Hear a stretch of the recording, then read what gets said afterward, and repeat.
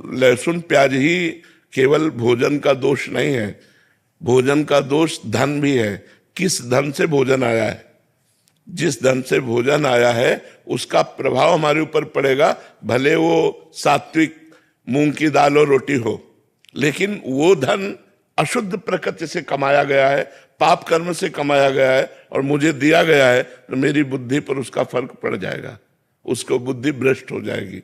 भीष्म पितामह जी, द्रौपदी जी, युधिष्ठिर जी और सब है सैया पर पड़े हुए हैं, जो बाणों की सैया पर, तो उनसे प्रश्न युधिष्ठिर जी कर रहे हैं, तो सटीक उत्तर दे रहे, तो द्रौपदी जी हंस पड़े। तो भीष्म जी ने कहा, बेटा हंसे क्यों, उपदेश कोई हंसने वाला तो है नहीं। तो उनका इसलिए हंस रहे कि बहुत ज्ञान की बातें कर रहे हो इस समय, और उस समय यह ज्ञान तुम्हारा कहाँ गया था जब सभा में मुझे निर्वस्त्र किया जा रहा था और मैं चीख चीख के कह रही थी क्या ये धर्म है, तो आप जैसे धर्मात्मा पुरुष की बोलती बंद थी, क्यों नहीं बोले उस समय, और इस समय आप बोले हो। तब भीष्म जी मुस्कुरा दिए और बोले, बेटा उस समय पापी दुर्योधन का अन्न खा रहा था, 6 महीना बाणों की सैया पर पड़ा, सारा रक्त निकल गया और भीषण कष्ट से, तो वो पाप नष्ट हो गया। अब मेरी बुद्धि पवित्र है, अब जो पूछोगे बिल्कुल धर्म संज्ञक उत्तर होगा। उस समय मैं नहीं बोल पाया क्योंकि पापी दुर्योधन का अन्न खाए हुए थे। अन्न का बड़ा प्रभाव होता है जी। किसी ऐसे व्यक्ति का धन अगर आश्रम में भी आ जाता है तो जो मतलब गलत तरीके से बट वो दे रहा है, तो उसका भी प्रभाव पड़ेगा।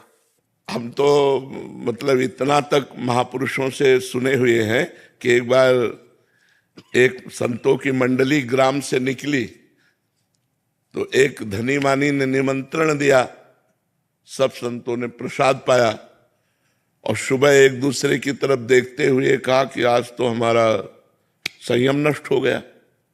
दूसरे ने कहा हमारा भी नष्ट हो गया, तीसरे ने कहा हमारा भी नष्ट हो गया। तो जो मुखिया थे उस संत मंडली के, उन्होंने कहा ऐसा कैसे हो सकता है, अन्न दोष से हो सकता है। तो उसको बुलाया जिसने पवाया था, तो उसने बताया कि हमारे संतान नहीं है, हम कामना से युक्त होकर के आपको पाए, तो सबका ब्रह्मचर्य नष्ट हुआ।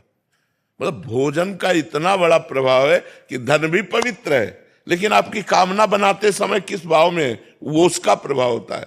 तो हम लोगों को ये देखना है कि थोड़ा हमारा जो लेने का ढंग है, अब जैसे अपने यहाँ है तो बिल्कुल भगवान के आश्रित है।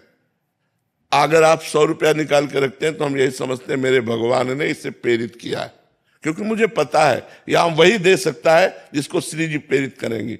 तो ये उनके मेहनत की कमाई है, वो 100 रुपया की